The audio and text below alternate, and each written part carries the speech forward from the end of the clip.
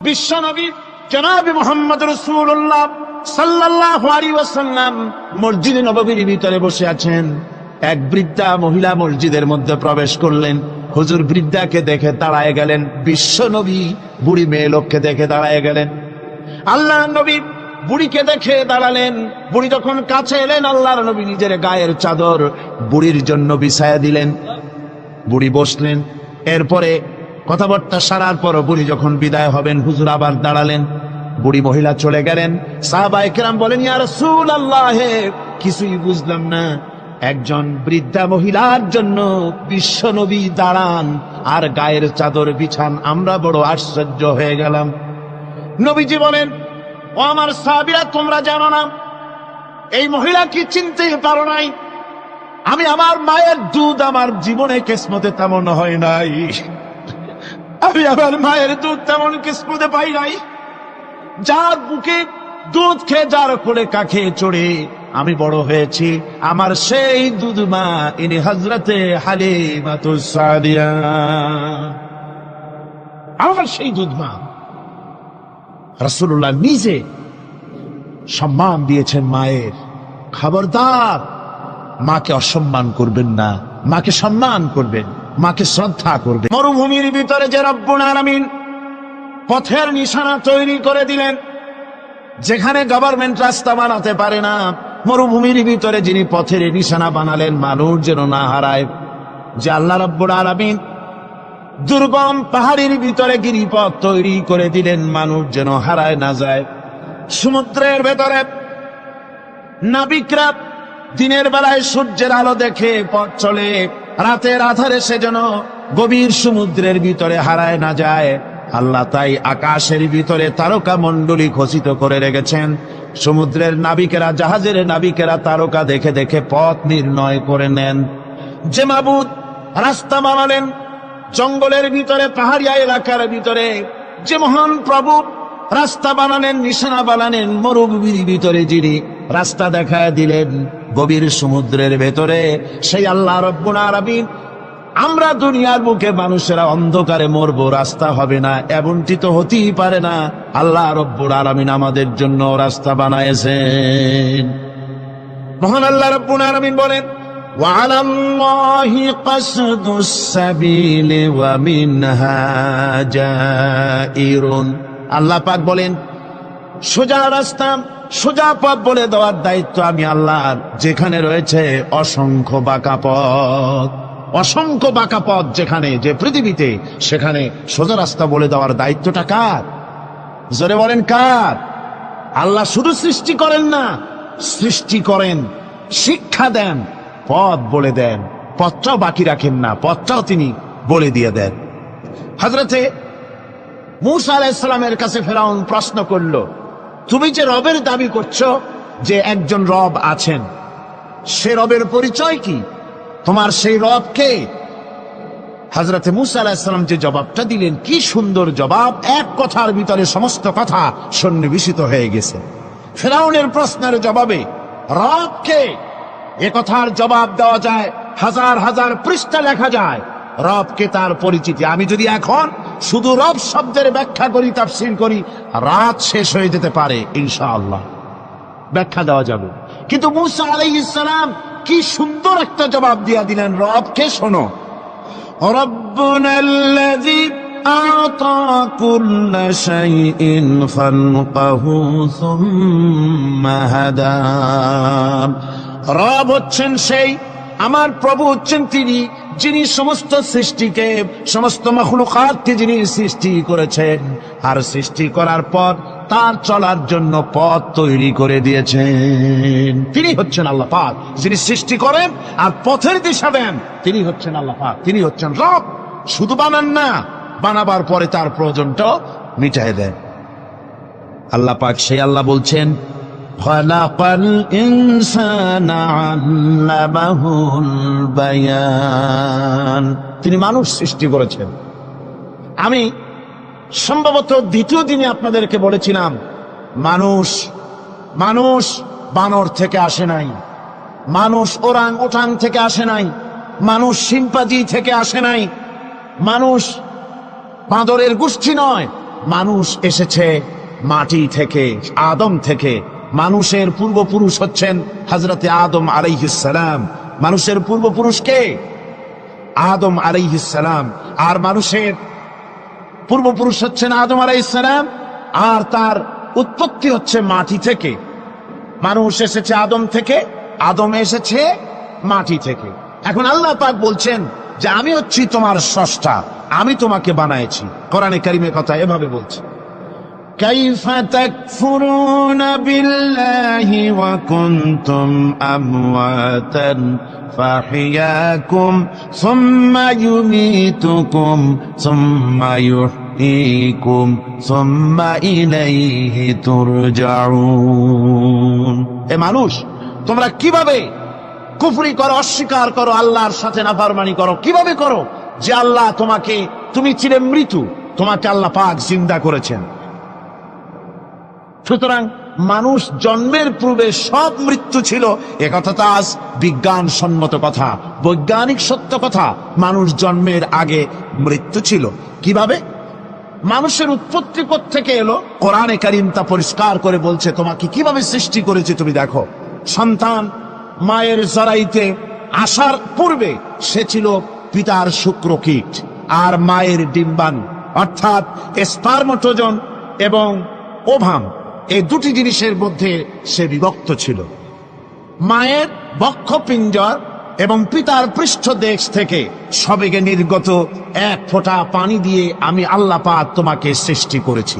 কোরআনে কারীম বলছে, হাল আতা আলাল ইনসানি হিনুম মিনাদ দাহরি লাম ইয়াকুন শাইআম মাযকুরা। মানুষের জীবনে কি এমন এক সময় এসেছিল না যখন সে উল্লেখযোগ্য বিষয় বস্তু হিসাবে পরিগণিত ছিল না? তোমার নাম ছিল না, পরিচয় ছিল না, কিছুই ছিল না, দুনিয়ার কেউ তোমাকে জানতো না, শুনতো না। আমি আল্লাহ পাক তোমাকে সৃষ্টি করেছি। তুমি কোত্থেকে এলে? কোরআনে কারীম থেকে তা জেনে নাও। আল্লাহ রাব্বুল আলামিন বলেন, ইন্না খালাকনাকুম মিন তুরাবিন সুম্মা মিন নুতফাতিন সুম্মা মিন আলাকাতিন সুম্মা মিন মুদগা। আমি রব্বুল আলামিন তোমাকে সৃষ্টি করেছি, মাটির উপাদান দিয়ে তৈরি করলাম। মা বাপের, পুরুষের স্পার্মটোজন আর মহিলাদের ওভাম দুটোতে মিলে মায়ের গর্ভের ভিতরে নাপাক পানি ফোঁটাকে জমাট রক্তে পরিণত করে দিলাম। এই জমাট রক্তকে গোশত বানালাম, কচি কচি হাড় দিয়ে একটা বডি, একটা স্ট্রাকচার তৈরি করলাম। তারপরে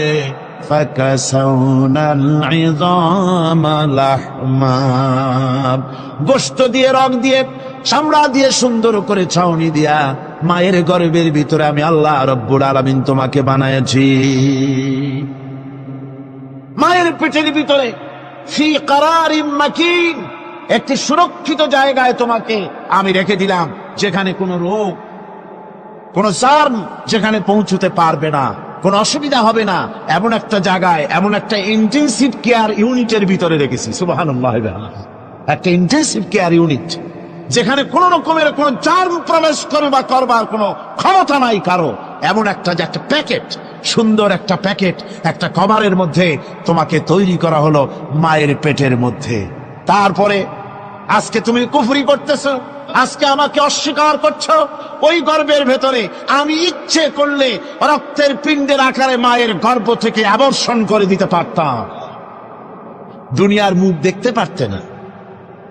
মায়ের পেটের ভেতর থেকে মরা সন্তান হিসাবে বের করে দিতে পারতাম, বিকলাঙ্গ করে বের করে দিতে পারতাম, পঙ্গু করে বের করতে পারতাম। পারতেন না? আল্লাহ রাব্বুল আলামিন বলেন, কেমনে বানালাম? খালাকাল ইনসান, মানুষ আমি সৃষ্টি করেছি মায়ের পেটের ভিতরে বসে। যখন ক্ষুধার উদ্রেক হলো, রুহ যখন এসে গেল, ক্ষুধা লাগলো, খাবারের প্রয়োজন হলো, আমি কেমনে খাওয়ালাম? দুনিয়ার কোনো মা বাপ, কোন নেতা, কোন ডাক্তার, কোন চিকিৎসা বিজ্ঞানী মায়ের পেটের সন্তানের খাবার সরবরাহ করতে পারে না। আল্লাহ পাক বলেন, তুমি কি খাবে? ব্যবস্থা আমি করেছি। মায়ের মাসিক অসুখকে বন্ধ করে দিয়ে মায়ের নাভির সঙ্গে তোমার নাভির সাথে তার লাগাইয়া দিয়েছি, আর ওই তারের মাধ্যমে রক্ত বের করে দিয়া, মায়ের রক্ত দিয়ে তিল তিল করে তোমারে বড় করেছি। রক্তটা মুখে লাগাই নাই, মুখে লাগলে পরে নাপাক রক্ত, মুখটা নাপাক হয়ে যাবে। নাভির ভিতর দিয়ে পাস করে দিলাম, মুখটাকে পবিত্র রেখে দিলাম, যাতে করে দুনিয়ায় আসার পর আমার পবিত্র বানানো মুখখানা দিয়া এই দুনিয়ায় বসে তোমার আল্লাহর পবিত্র নামের জিকির করতে পারো। এমন সুন্দর করে মায়ের পিঠের ভিতরে তৈরি করলাম, হাত দিলাম, পা দিলাম, সুন্দর করে বানালাম, এমন নিখুঁত করে বানালাম, তাকায়া দেখো নিজের দিকে, সুন্দর করে বানালাম। এরপরে কি করলাম, সুম্মা নুখরিজুকুম তিফলা, বাচ্চার আকারে মায়ের পেট থেকে আস্তে করে বের করে নিয়ে আসলাম। সুবহানাল্লাহ বিহামদিহি। আস্তে করে মায়ের পেট থেকে নিয়ে এসেছি পৃথিবীর বুকে। পৃথিবীতে যখন আসলে তখন তোমার অবস্থাটা কি ছিল? ক্ষুধার যন্ত্রণায় যদি মরেও যেতে, কান্দা ছাড়া ভাষা নাই। ভাষা আছে? কোনো হুঁশ ছিল আমাদের? কোনো জ্ঞান ছিল? আল্লাহ রাব্বুল আলামিন বলেন, আল্লাহু আখরাজাকুম মিন বুতুনি উম্মাহাতিকুম লা তা'লামুনা শাইআ, মায়ের গর্ভ থেকে এমন অবস্থায় বের করে এনেছি যখন তোমার কোনো হুঁশ নাই, জ্ঞান নাই, কথা বলতে পারো না, পায়খানার ভিতরে পড়ে থাকো, ট্যা ট্যা করে কান্দা ছাড়া পথ নাই, পানির পিপাসায় গলা শুকায় যায়, কান্দা ছাড়া পথ নাই, মনের তোমার মুখের কোনো ভাষা নাই কান্না ছাড়া। আমি তোমার এমন আল্লাহ, আমি তোমার এমন স্রষ্টা, আমি তোমার এমন রব। তোমার ভাষা নাই বলে মায়ের কলিজার ভেতরে আমি তোমার প্রতি এক দুর্বিনীত মহব্বত পয়দা করে দিয়েছি। তোমার কান্না তোমার মায়ের বুকের মধ্যে শেল বিঁধে যায়। তুমি যখন কাঁদো, কান্নার আওয়াজ যখন মায়ের কানে চলে যায়, হাজারো কাজ ফেলে মা দৌড়াইয়া বাচ্চারে কোলে নেয়। কি খাবে কেউ তৈরি করে না। আল্লাহ রাব্বুল আলামিন বলে, বান্দারে, দুনিয়ায় আসার আগে তুমি কি খাবে, খাবারের বন্দোবস্ত আমি আল্লাহ করেছি, আমি এমন স্রষ্টা। তুমি দুনিয়া আসার 6 মাস আগে তোমার মায়ের বুকের ওপরে তোমার খাদ্য গরম করে আমি আল্লাহ রিজার্ভ করে রেখে দিয়েছি। সেই খাদ্য শুধু খাদ্য নয়, রোগের প্রতিষেধক, এটা ওষুধ। আজ বিজ্ঞানীরা, চিকিৎসা বিজ্ঞানীরা বলছেন, মায়ের দুধ সন্তানের খাদ্যের, মায়ের দুধের চাইতে কোনো বিকল্প কিছুই নাই। সন্তান পৃথিবীতে এলে মায়ের প্রথম দুধটা, গ্রামে গঞ্জে অশিক্ষিত এলাকায় প্রথম দুধটা ফেলে দেয়, এটাকে মনে করে এটা খারাপ, এটা খাওয়াতে নাই, তাহলে ধনুষ্টঙ্কার হবে, হাবিজাবি কথা বলে। আল্লাহ দুধ বানাইছে বাচ্চার ধনুষ্টঙ্কার হওয়ার জন্য। মায়ের ওই প্রথম দুধটা হচ্ছে সন্তানের জন্য সমস্ত রোগের প্রতিষেধক। সে ছিল পেটের ভিতরে একটা কাভারের মধ্যে, ওখানে কোনো জার্ম ছিল না, কোনো রোগ জীবাণু ছিল না। ও পৃথিবীতে এসেছে যেখানে অক্সিজেনের ভেতরে জার্ম রয়েছে, বাতাসের ভিতরে জার্ম রয়েছে, যার পরিবেশটা খারাপ হয়ে আছে, মানুষের শ্বাস প্রশ্বাসে নিঃশ্বাসে হাজারো রোগ বীজাণু জীবাণু ঘুরছে। এই রকমের একটা পৃথিবীতে এসেছে। আসার পরে কচি স্বাস্থ্য, কচি শরীর, কচি হার্ট, কচি লাংস, সেটাকে প্রতিরোধ করবে কি করে? সেজন্য আল্লাহ পাক মায়ের দুধের ভিতরে সমস্ত রোগের প্রতিষেধক দিয়ে দিয়েছেন। সুবহানাল্লাহ। আজকের বিজ্ঞানীরা তা স্বীকার করেছেন। অনেক মা তার সন্তানকে দুধ দেন না, নিজের শরীর স্বাস্থ্য ভালো রাখার চিন্তা করে বাচ্চাকে দুধ খাওয়ান না। এটা অত্যন্ত নির্মম কাজ। বাচ্চাকে দুধ খাওয়ালে বাচ্চার সাথে মায়ের মহব্বত বাড়ে। ইউরোপে, আমেরিকায় মাকে মা বলে ডাকে না, বাপকে শ্রদ্ধা করে না, সম্মান করে না। তার কারণ সেখানে মায়েরা তার সন্তানদেরকে কোলে নেয় না, সন্তানদেরকে ফিডার খাওয়ায়। আর আমি নিজের চোখে দেখেছি, মায়েরা ইউরোপে, আমেরিকায় যখন শপিং এ আসে, তখন রাস্তায় যখন আসে, তখন ওই পুশ চেয়ার গুলিতে বাচ্চাকে শোয়াইয়া, বাচ্চা এভাবে পুশ চেয়ারে করে ঠেলে নিয়ে যায়, আর কুত্তার বাচ্চাগুলি কোলে করে ঘুরে বেড়ায়। কুত্তার বাচ্চা কোলে নেয়, নিজের বাচ্চা পুশ চেয়ারে করে ঠেলে। সেই জন্য মায়ের প্রতি সন্তানের মহব্বত হয় না, সন্তানেরও মায়ের প্রতি কোনো শ্রদ্ধা জাগে না। আল্লাহর কি ব্যবস্থা, মায়ের কলিজার মধ্যে মহব্বত পয়দা করে দিয়েছেন আল্লাহ পাক। মায়ের বুকের দুধের ভিতরে আল্লাহ রাব্বুল আলামিন, আল্লাহ পাক বলছেন, আমি মানুষ সৃষ্টি করেছি আর তার সমস্ত প্রয়োজন মিটিয়েছি, তার খাবারের সব প্রয়োজন মিটিয়ে দিয়েছি। দুধটাকে ঘন করি নাই হজম করতে পারবে না বলে, ওই দুধটা সামান্য পাতলা করে দিয়েছি, ওর ভিতরে সামান্য মিষ্টি দিয়েছি। দুধের বোটার ভিতরে একটা ছিদ্র দিলে, চোষা মারলে পরে অনেকগুলি দুধ বেরিয়ে এসে গলাটা আটকে যেত, তোমার কচি কণ্ঠ গলা আটকে যেত, শ্বাস করতে পারতে না। এজন্য মায়ের স্তনের বোটার ভিতরে সূক্ষ্ম সূক্ষ্ম 32টা ছিদ্র করে আস্তে করে দুধ বার করে তোমার জীবন আমি বাঁচাইছি। খলাকাল ইনসান, মানুষ সৃষ্টি করেছি আমি আল্লাহ পাক। সুতরাং যে আল্লাহ পাক এ মানুষ সৃষ্টি করলেন আর মায়ের কলিজার ভিতরে মোহাব্বত পয়দা করে দিলেন, সে আল্লাহ পাক বলছেন, খবরদার ওই মাকেও যেন আবার ভুলে যেও না। মাকে সম্মান করে করো, মা বাপকে মোহাব্বত করো, তাদেরকে শ্রদ্ধা করো। বউ পাইয়া, সুন্দরী স্ত্রী পেয়ে মায়ের কথা ভুলে যেও না। অনেক সাহেব আছে মায়ের কথা ভুলে যায়, স্ত্রীর কথা অনুযায়ী মায়ের উপরে অত্যাচার করে, এরকমও বহুত আছে। আল্লাহ পাক বলছেন, শোনো, وَقَضَى رَبُّكَ أَلَّا تَعْبُدُوا إِلَّا إِيَّاهُ وَبِالْوَالِدَيْنِ إِحْسَانًا।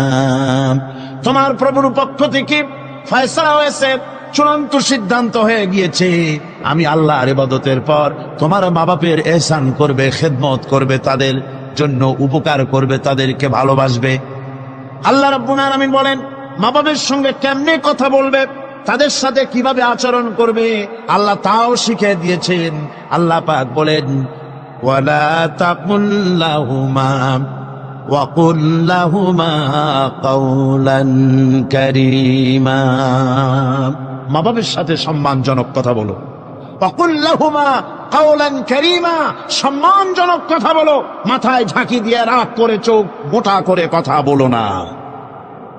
তুমি সন্তান, তোমার জন্য সবচাইতে বড় পীর তোমার আব্বা, তোমার আম্মা, ঠিক কিনা কন?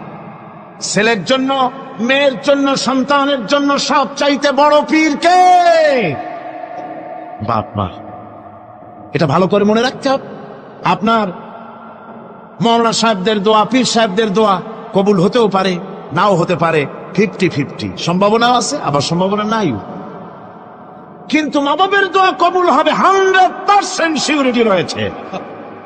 রাসূলুল্লাহ বলেছেন 3 জনের দোয়া কবুল হবে, মুস্তাজাবুদ দাওয়াত। কয়জনের দোয়া কবুল হবে?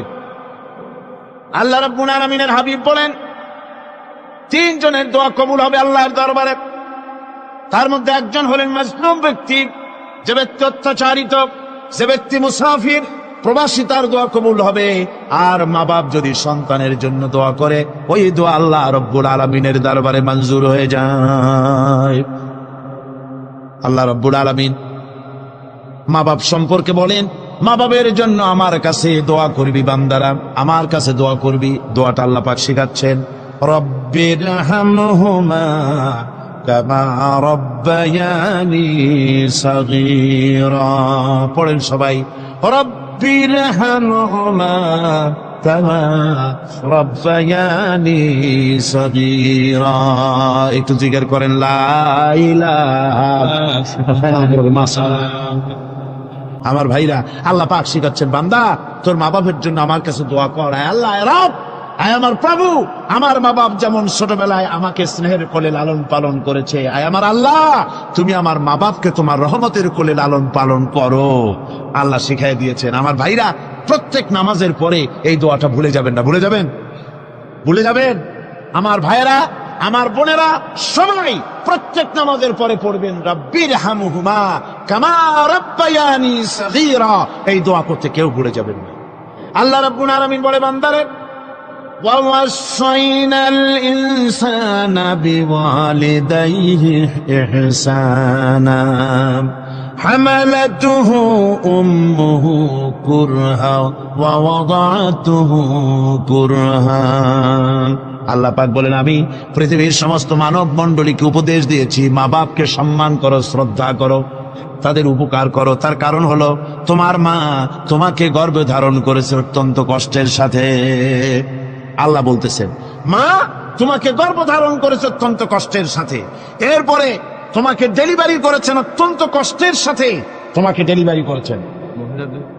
ও আমার ভাইয়েরা, জনাব অধ্যাপক মফিজুর রহমান সাহেব আমাকে বলছেন যে মাহফিলের চতুর্দিকে ওনাদের কাছে রিপোর্ট এসেছে এক শ্বাসরুদ্ধকর পরিবেশ সৃষ্টি হয়ে গিয়েছে।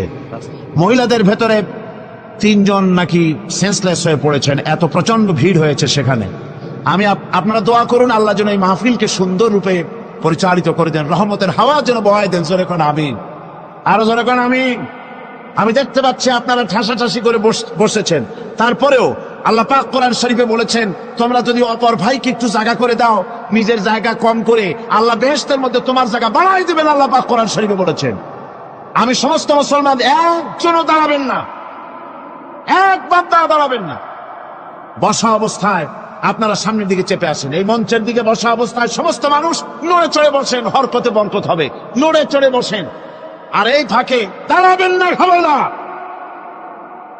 বসা অবস্থায় মঞ্চের দিকে চেপে আসেন আর জোরে সোরে মহব্বতের সাথে জিকির করেন, লা ইলাহা ইল্লাল্লাহ, লা ইলাহা ইল্লাল্লাহ, লা ইলাহা ইলাহা ইল্লাল্লাহ, লা ইলাহা ইল্লাল্লাহ, লা ইলাহা ইল্লাল্লাহ।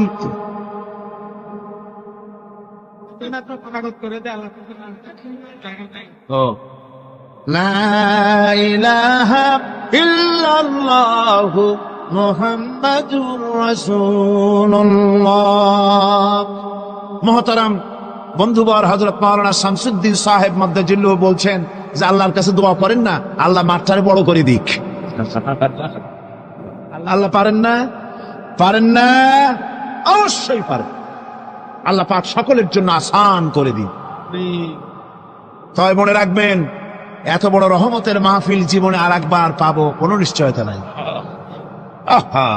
কোনো নিশ্চয়তা নাই। এত বড় বরকতের মাহফিল, রহমতের মাহফিল, জান ভরে শুনুন আর আরাম করে বসুন, হাঁটা চলা বন্ধ করুন। নিতান্ত প্রাকৃতিক কারণ ছাড়া ওঠা বসা করার চেষ্টা না করাটাই ভালো। আল্লাহ পাক বলছেন, আমি গোটা বিশ্বের সমস্ত মানব মণ্ডলীকে উপদেশ দিয়েছি, মা বাপের খেদমত করো, সম্মান করো। কেন? মা তোমাকে পেটে ধারণ করেছে বড় কষ্টের সাথে। কে বলছেন এ কথা? আমার আল্লাহ বলতেছেন, পেটে ধরতে খুব কষ্ট হয়েছে। আপনাকে পেটে রেখে মায়ের কত কষ্ট হয়েছে সে কথা বোঝার জন্য আপনার গর্ভবতী স্ত্রীর দিকে তাকায় দেখেন। আপনার স্ত্রী যখন গর্ভবতী হবে তখন দেখবেন তার অবস্থাটা কি, ওইটা দেখে আপনি আন্দাজ করতে পারবেন আপনার মায়ের কত কষ্ট হয়েছিল। গভীর রাত্রে মানুষ সব ঘুমায় যায়, গর্ভবতী মা ঘুমাতে পারে না। সন্তান পেটের ভিতরে হাঁটু দিয়া গুতা মেরেছে, পা দিয়া লাথি মেরেছে। মা চরম শীতের রাত্রে, প্রচন্ড শীতের রাতে গায়ের লেপটা সরায় দিয়া মা একবার দাঁড়ায় আর একবার বসে, একবার দেওয়ালের সাথে হেলান দিয়া দাঁড়ায়, কষ্ট করে রাতটারে কাটায় দেয়। আবার সারাদিন সংসারের জন্য কাজ করেছেন, রান্না বান্না করেছেন মা, সকলকে খাওয়াইয়া মা শেষের দিকে খেতে গেছেন। যখন নিজে খেতে গেলেন, খাবারের ক্ষুধা নিয়ে, পেট ক্ষুধা নিয়ে খেতে বসেছেন, পেটের ভিতরে সন্তান লাথি মেরেছে, পেটের মধ্যে ঘুষা মেরেছে, হাঁটু দিয়া গুতা মেরেছে। ভরা পেটে, পেটের ভিতরে সন্তান গুতা মারলো হাঁটু দিয়া, মাথা দিয়া। মা ক্ষুধা রয়েছে, পেটে খেতে পারলেন না, বেদনা শুরু হয়েছে। খাবারের থালাটা ঠেলে দিয়ে মা দাঁড়ালেন, বসলেন, চোখের পানি ফেললেন। এভাবে করে মা একটা দুইটা দিন নয়, 10টি মাস পর্যন্ত সন্তানটাকে পেটের মধ্যে নিয়ে, একটা জীবিত মানুষ আর একটা জীবিত সন্তান পেটের মধ্যে নিয়ে নড়াচড়া করছেন, চলাফেরা করছেন। কিতাবের মধ্যে এসেছে, রাতের বেলায় মা যে ঘুমাতে পারেন না সন্তানের নড়াচড়ার কারণে, রাতভর ইবাদত করলে যত সওয়াব পাওয়া যেত আল্লাহ ওই সওয়াব মায়ের আমলনামায় লিখে দেন। সন্তান পেটে থাকার কারণে খেতে পারে না, পেট ভরে ক্ষুধায় কষ্ট পায় মা, এই জন্যে 10 মাস ধরে রোজা রাখলে যে সওয়াব হতো আল্লাহ রাব্বুল আলামিন মায়ের আমলনামায় রোজার সওয়াব লিখে দেন। 10 মাস পুরে গেল, সন্তান ডেলিভারির সময় চলে এলো, মায়ের মন বিমর্ষ, সন্তান ডেলিভারি হবে, না জানি মরে যাই নাকি, না জানি অপারেশন লাগে নাকি, কি অবস্থা হবে। মা খেতে পারে না, মুখটা শুকায়া যায়। ডেলিভারির সময় যখন আসে, মা বাবার কাছ থেকে বিদায় নিয়ে যায়, স্বামীকে একান্তে গোপনে ডেকে নিয়ে বলে, প্রাণের স্বামী, দীর্ঘদিন একসঙ্গে ঘর কন্যা করেছি, অপরাধ হয়ে যেতে পারে, আমারে মাফ করে দিও। আমার মনে হয় এবার আমি আর বাঁচবো না, সংসার থাকলো চাবি থাকলো সব বুঝে নাও, আমারে মাফ করে দিও। মা চলে গেল সতিকা গৃহে, ক্লিনিকে চলে গেল, অপারেশন থিয়েটারে চলে গেল, অথবা ডেলিভারির জায়গায় চলে গেল। ডেলিভারি পেইন শুরু হয়ে গেল, বেদনা শুরু হয়ে গেল। এক একটা বেদনা যেন মায়ের এক একটা মৃত্যু যন্ত্রণা শুরু হয়ে যায়। এমন যন্ত্রণা, প্রসব বেদনা দুনিয়ার ভুক্তভোগী মা ছাড়া আর কেউ জানে না। এই চরম বেদনার ভেতর দিয়ে, চরম কষ্টের ভিতরে মা যখন একটা বাচ্চা প্রসব করলো, জিহাদের ময়দানের মতো মা রক্তাক্ত হয়ে গেলেন, সন্তান দুনিয়া এলো। মা তখন অস্থির থাকেন, এত বড় বিরাট কষ্টের ভিতরে আল্লাহ রাব্বুল আলামিন বলেন, সন্তান যখন ডেলিভারি হয়ে গেল, মায়ের মনের ভিতরে আমি তখন এই ফিলিংস, এই টেন্ডেন্সি জাগ্রত করে দিই, দেখ কি হয়েছে। মা তখন দেখতে চায় কি হয়েছে। মায়ের সামনে যখন এত কষ্টে হৃদয় রিংগ্রণ, কলিজার 32টি নাড়ি ছেঁড়া যন্ত্রণা আর সন্তান যখন মায়ের চোখের সামনে আসে, আল্লাহ পাক বলেন, মা যখন তার ছেলের মুখের দিকে তাকায়, মেয়ের মুখের দিকে তাকায়, আল্লাহ বলেন 10 মাসের পেটে ধরা কষ্ট আর ডেলিভারির সব কষ্ট মায়ের মন থেকে মুছে ফেলে দেই।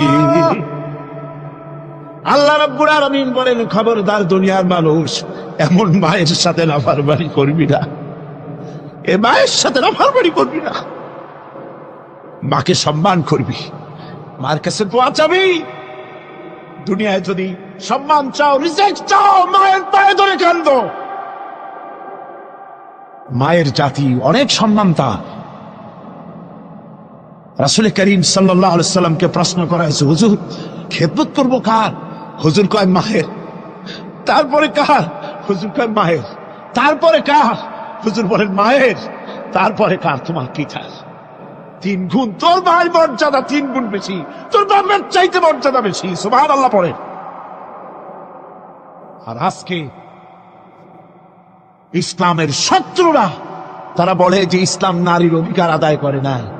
নারীর অধিকার ইসলাম দেয় নাই তো কে দিয়েছে?